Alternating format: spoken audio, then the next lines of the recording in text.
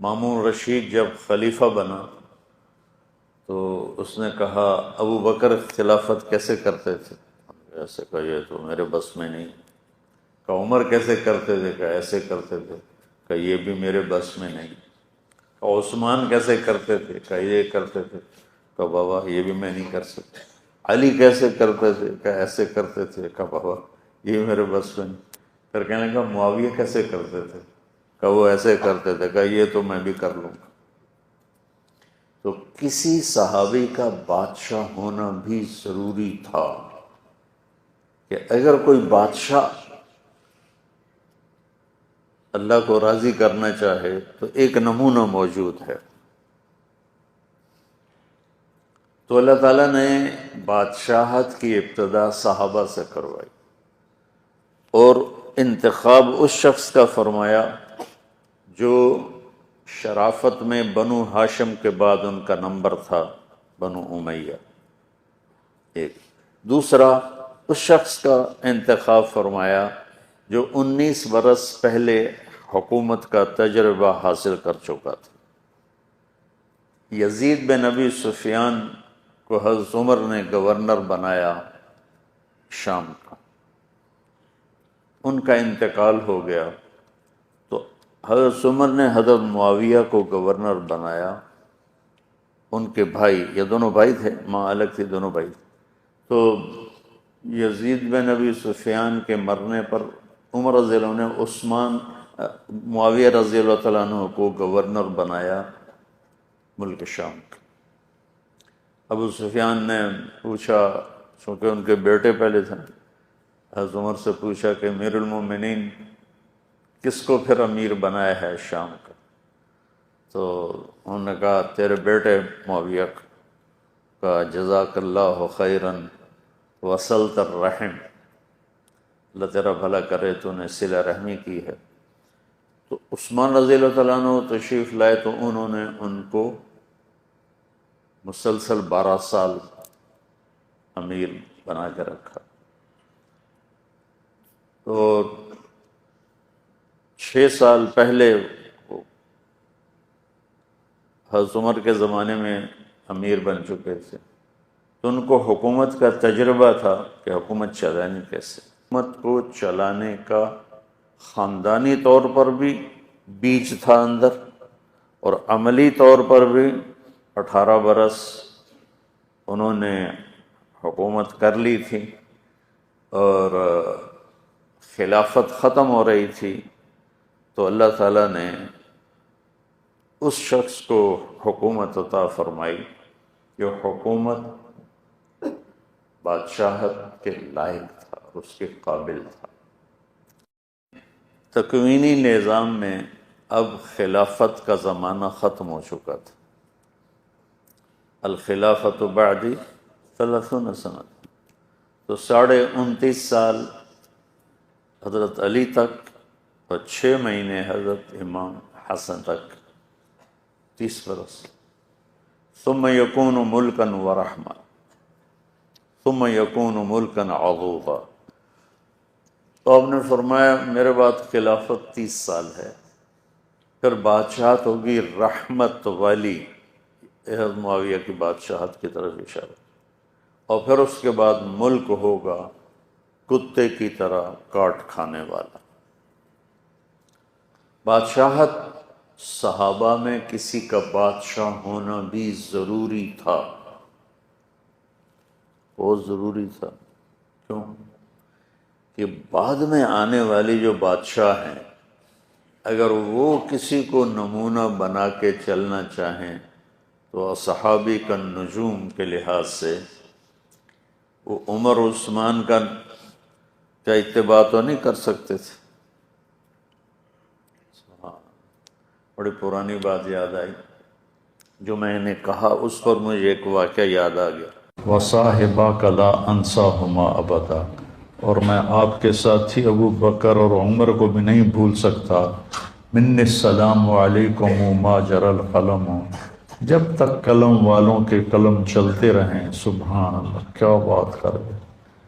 جب تک قلم والوں کے قلم چلتے رہیں، میرا سلام آپ تینوں کو پہنچتا رہے۔ تو 15ویں صدی جا رہی ہے، قلم تو کسی دن بھی نہیں روکا. کیا وہ فصاحت کا بادشاہ تھا دیہاتی کہ ایسی تعلیق کر گیا، ایسے اپنے سلام کو ایسی چیز کے ساتھ جوڑ گیا کہ مدرسۃ الحسنین میں بھی قلم چلیں گے،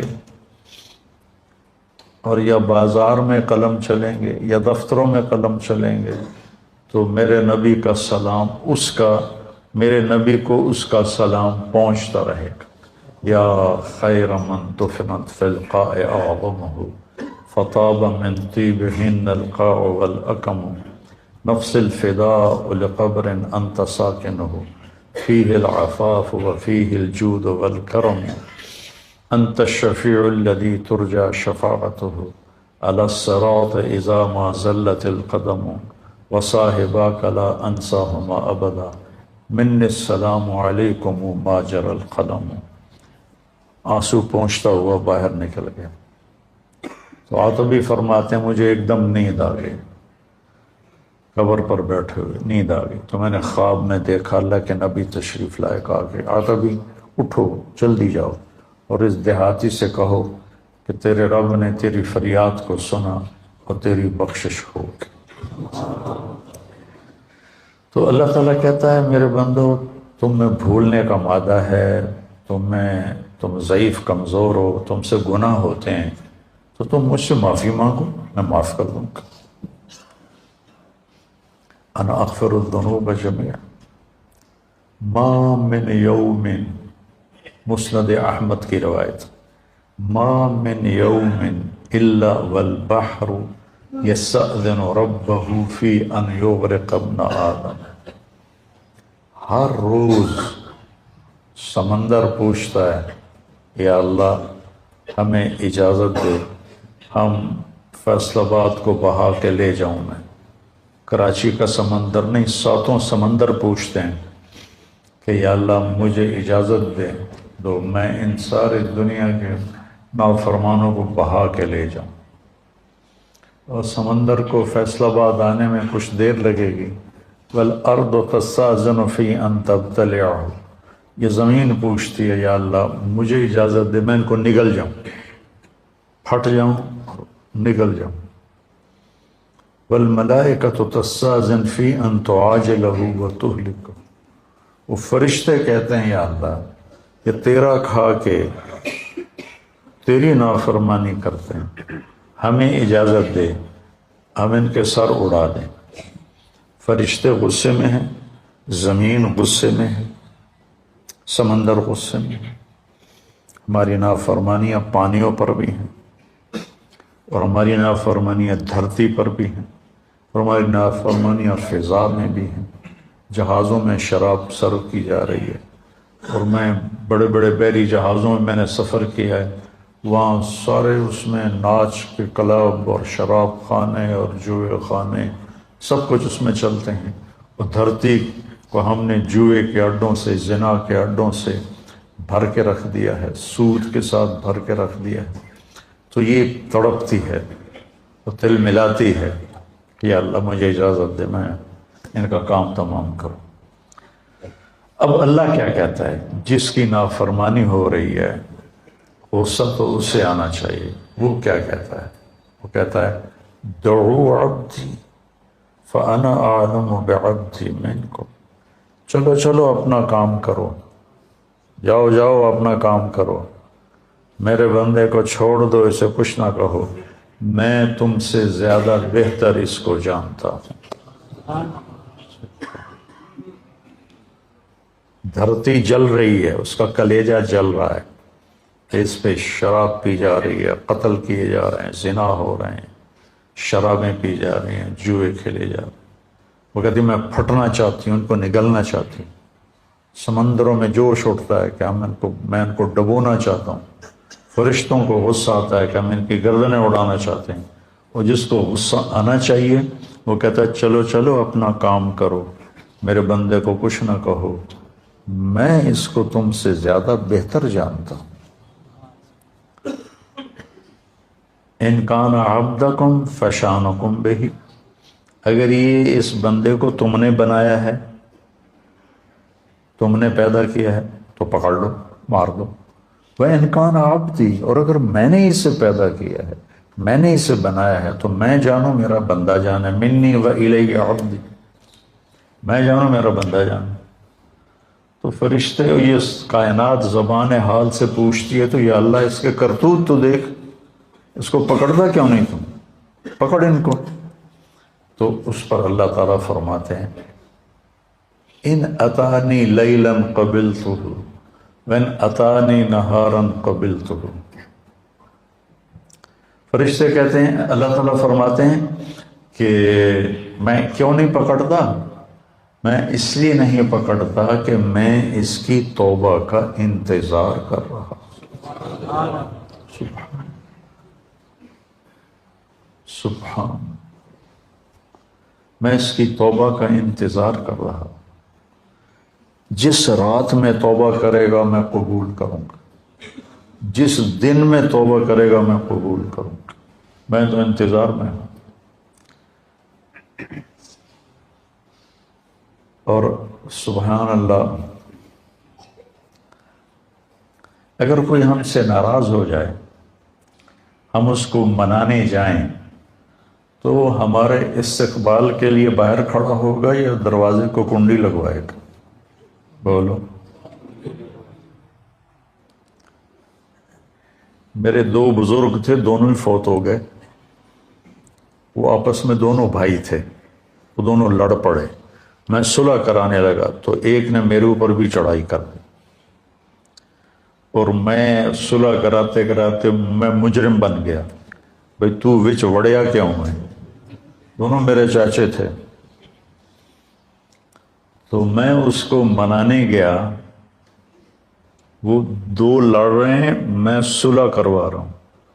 اس کو غصہ چڑھا کہ اے وچو پدی کدو بول پئی وڈیاں چ۔ میں گیا ان کو منانے کے لیے، میرا نوکر گیا پتہ کرنے بھی گھر میں ہیں کہ نہیں۔ جب انہوں نے میرے نوکر کو دیکھا تو وہ گھر سے اٹھے اور ڈیرے میں چلے گئے کہ ڈیرے میں تو نہیں آئے گا نا، وہاں اور لوگ بھی ہوتے ہیں، گھر میں شاید آ کے مجھ سے معافی مانگے اور میں نے معاف نہیں کرنا۔ ڈیرے میں چلے گئے تو مجھے نوکر نے آ کے بتایا جی وہ ڈیرے میں چلے گئے۔ تو میں ان کے ڈیرے میں چلا گیا، وہاں ایک نوکر ان کو دبا رہا تھا۔ میں جا کے ان کے پاؤں کی طرف بیٹھ گیا، میں نے کہا چاچا جی معاف کر دو۔ 2.25 گھنٹے مجھے منتیں کروائیں، پھر معاف کیا۔ 2.25 گھنٹے خون کا رشتہ، چاچا بھتیجا، اور ساتھ یہ کہے مینو پتا تو بڑا وڈا مولوی ہے، میں تینوں معاف نہیں کرنا۔ آخر گاؤں کے لوگ کٹھے ہو گئے، رشتہ دار کٹھے ہو گئے، میرا بھائی بھی آ گیا، سب نے منتیں کہ میاں صاحب معاف کر دیو، جلدی کرو۔ 2.25 گھنٹے کے بعد کہتا اچھا جا معاف کیتا۔ یہ انسان کا انسان سے معاملہ ہے، اور وہ اللہ جس کے سر کے بال سے لے کر پاؤں کے ناخن تک سب کچھ اس نے ہمیں دیا۔ هل اتى على الانسان حين من الدهر لم يكن شيئا مذكورا، تمہیں وہ دن یاد کیوں نہیں جب تو کچھ نہیں تھا، زیرو۔ ایسا نہیں کہ میں کہیں موجود تھا اور وہاں سے اللہ نے مجھے بنایا، میں نہیں تھا، میں لا تھا، میں لا تھا، کچھ نہیں تھا، اور وہاں سے میرے رب نے مجھے انسان بنا کر ثم سواک رجلا، اور یہ شکل دی، یہ بول دیا جو میں بول رہا ہوں۔ تو اس کی نافرمانی ہو تو اس کو تو آسمان سے کوڑے برسانے چاہیے، لیکن وہ کیا کرتا ہے؟ من تقرب الی تلقیتہ من بعید، جو مجھے راضی کرنے آتا ہے، معافی مانگنے آتا ہے، میں آگے بڑھ کے اس کا استقبال کرتا ہوں۔ اللہ اکبر، کیا کمال کی بات ہے۔ چھوٹا جا انسان ناراض ہو جائے تو آدھا میں نے شکل نہ وکھا۔ غلام نظر وائن مرحوم تھا، ہمارا وزیر اعلیٰ بھی رہا، تو ایک آدمی اس سے ناراض ہو گیا، ہمارے تلمبے کا با اثر آدمی تھا، اس کے ساتھ کچھ ووٹ تھے، تو ان کے ووٹ، یہ نہیں کہ اس کے دل میں کوئی اس آدمی کی قدر تھی، یہ تھا کہ اس کے پیچھے ووٹ ہیں، اگر یہ ناراض ہو گئے تو ووٹ نہیں ملیں گے، تو چند ووٹوں کو اپنا بنانے کے لیے وہ اس کو منانے گیا، اس نے کنڈی لگا دی، وہ اس کے دروازے پر بیٹھ گیا، صبح کی اذان تک اس کے دروازے پر بیٹھا رہا، صبح کی اذان تک۔ پھر وہ اس کا ایسا مرید ہوا کہ ساری زندگی اس کے ساتھ رہا۔ تو ایک آدمی کو منانے کے لیے اتنے پاپڑ بیلنے پڑتے ہیں، جو ہے شہنشاہ اعظم، هو اللہ الذی لا الہ الا ہو عالم الغیب والشہادہ هو الرحمن الرحیم هو اللہ الذی لا الہ الا ہو الملک القدوس السلام المومن المہیمن العزیز الجبار المتکبر سبحان اللہ عما یشرکون هو اللہ الخالق الباری المصور له الاسماء الحسنى يسبح له ما في السماوات والارض وهو العزيز الحكيم سبح لله ما في السماوات والارض وهو العزيز الحكيم له ملك السماوات والارض يحيي ويميت وهو على كل شيء قدير هو الاول والآخر والظاہر والباطن وهو بكل شيء علیم۔ جو ایسی شہنشاہی صفت رکھتا ہو، وہ کہتا جو مجھے منانے آتا ہے نا، وہ کتنے جا رہے ہیں؟ کہ یار آج توبہ کر لگی، آخری جمعہ ہے، توبہ کر لگی، مسجد جا رہے ہیں۔ کہتے ہیں شرم نہیں آ رہے؟ 900 جو کھا کے بلی حج کو چلی۔ تو وہ کہتا پھر حج تے ہی جاؤنا ہے، اور کتنے جاؤنا ہے پھر؟ تو جس کو لوگ تانا دے رہے ہیں 900 چوہے کھا کے بلی حج کو چلی، اس کو اس کا رب کہہ رہا ہے آجا، میں تیرے انتظار میں کھڑا ہوں۔ فَلَقَّيْتُهُ مِن بَعِيدٍ، میں اس کا استقبال کرتا ہوں۔ وَمَنْ أَعْرَضَ عَنِّي نَادَيْتُهُ عَنْ قَرِيبٍ، اور جو نہیں آتا، آخری جمعہ دے کر بھی نہیں آتا، تو میں خود جا کے اسے کہتا ہوں آجا میرا بندہ، دوستی لگا لے مجھ سے، تیری میری دوستی کا تجھے فائدہ ہوگا، میں تو ہر نفع نقصان سے پاک ذات ہوں۔ ان اتا لی لیلا قبلتہ ان اتانی نہارا قبلتہ من اعظم منی جودا و کرما، مجھ سے بڑا سخی کون ہو سکتا؟ میرے نبی نے فرمایا بنی اسرائیل میں ایک شخص تھا، اس کا نام تھا کفل، روزانہ رات کو نئی لڑکی اپنے عیاشی کے لیے لاتا تھا، اور شراب میں اور زنا میں اس کی راتیں گزرتی تھی۔ ایک رات ایک لڑکی کو لے کر آیا 60 دینار دے کر، 60 دینار، 60 دینار 18 لاکھ روپیہ بنتا ہے تقریباً، 60 دینار 18 لاکھ اور 20 لاکھ روپیہ بنتا ہے۔ ایک رات کے لیے اس کے پاس کتنی دولت تھی، ایک رات کے لیے ایک لڑکی کو 20 لاکھ دے کے لا رہا ہے۔ جب اس نے دروازہ بند کیا تو اس نے دیکھا وہ لڑکی رو رہی تھی، تو وہ کہنے لگا میں تجھے زبردستی تو نہیں لایا ہوں، معاملہ کر کے لایا ہوں۔ وہ رونے لگی اور رونے لگی، کہنے لگی کفل میں بازاری عورت نہیں ہوں، میں عزت دار ہوں، مجھے بھوک نے یہاں پہنچایا۔ جب مالدار لوگ زکوٰۃ نہیں دیتے نا، تو غریبوں کی بیٹیاں اس طرح عزت بیچنے پہ مجبور ہو جاتی۔ مالدار لوگ جب بخیل بن جاتے ہیں اور جب وہ غریبوں کو اپنی دولت میں شریک نہیں کرتے، تو غریبوں کی بیٹیاں طوائف بن جاتی۔ طوائف بنانے والے میاں صاحب کے میاں صاحب رہتے ہیں، شیخ صاحب، میاں صاحب، سیٹھ صاحب، چودھری صاحب، سردار صاحب، وہ ویسے ہی رہتے ہیں، اور غریب کی بیٹی کے ماتھے پہ مہر لگ جاتی ہے طوائف کی۔ میں نے تو کئی سال طوائفوں میں کام کیا، ان کے محلوں میں گیا، تو مجھے ان کی کہانیاں سن کے پتہ چلا کہ کتنی مظلوم ہیں یہ لڑکیاں۔ کون اپنی عزت کو روزانہ بیچتا، کون اس طرح اپنی عزت کے سودے روزانہ کرتا؟ کوئی لڑکی نہیں کرتی، وہ ستم کی ماری ہوتی ہیں۔ تو پھر جب میں ان سے توبہ کرواتا تو اب معاشرے میں کوئی ان کو قبول ہی نہیں کرنے والا کہ میں ان سے شادی کر.